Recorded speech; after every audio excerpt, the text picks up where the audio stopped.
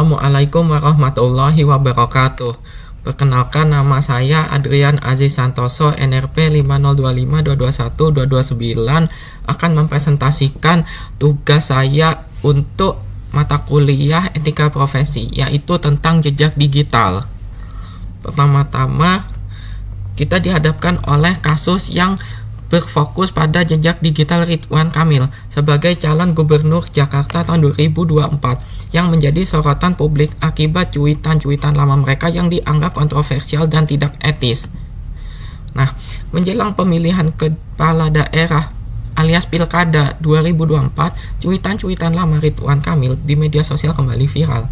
Beberapa cuitan mereka mengandung pernyataan negatif terhadap karakteristik masyarakat Jakarta yang memicu reaksi negatif dari netizen. Ridwan Kamil mengakui bahwa cuitan-cuitan tersebut dibuat sebelum ia menjadi pejabat publik dan segera meminta maaf setelah mengetahui dampak dari postingannya. Kasus ini menyoroti pentingnya etika dan tanggung jawab dalam berkomunikasi di media sosial. Dan ini adalah beritanya di kompas.com.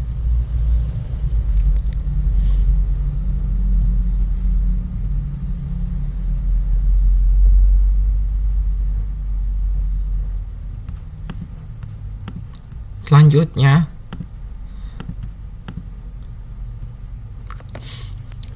analisis etika untuk kasus ini adalah sebagai berikut. Pertama, pelakunya adalah Ridwan Kamil sebagai pejabat pemerintah. Berikutnya, pihak yang terdampak terdiri atas masyarakat dan perempuan yang merasa terdiskriminasi oleh pernyataan tersebut. Adapun nilai-nilai etika yang dilanggar adalah cuitan mereka yang melanggar nilai-nilai etika seperti penghormatan terhadap martabat manusia dan kesetaraan gender. Berikutnya, tindakan mereka menciptakan stigma negatif yang berpotensi merusak reputasi di tengah masyarakat yang semakin peka terhadap karakteristik masyarakat dan isu gender.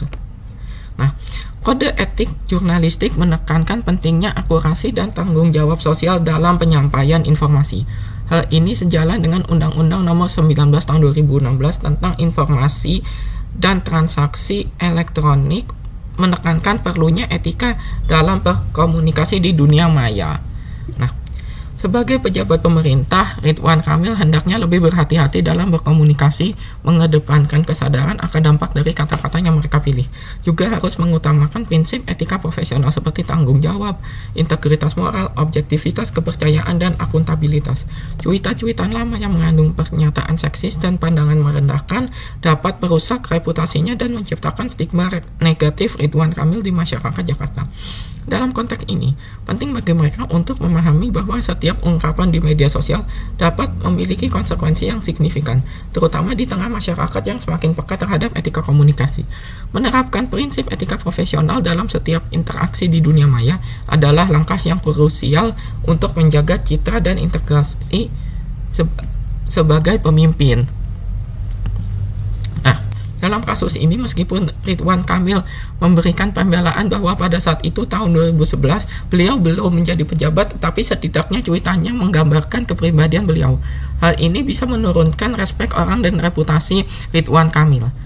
Dari kasus ini kita harus bersikap bijak dan hati-hati dalam segala aktivitas di media sosial karena akan terekam jejak digital meskipun sudah dihapus kontennya. Jejak digital bisa berdampak negatif atau positif tergantung bagaimana kita menggunakan media sosial. Kasus ini mengajarkan kita bahwa setiap tindakan, terutama di platform publik, memiliki konsekuensi. Etika berkomunikasi sangatlah penting terutama bagi mereka yang memiliki pengaruh dalam masyarakat. Belajar dari kesalahan adalah bagian dari proses, namun penting pula untuk tidak mengulangi kesalahan yang sama. Pejabat pemerintah dan publik figur harus menjadi teladan dalam beretika baik di dunia nyata maupun di dunia maya.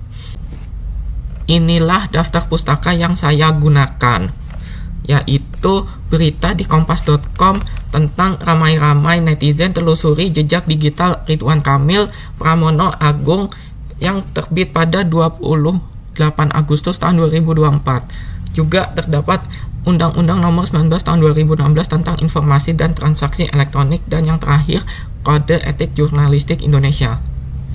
Sekian video mengenai kasus berkaitan jejak digital ini, semoga bermanfaat. Terima kasih atas perhatiannya. Wassalamualaikum warahmatullahi wabarakatuh.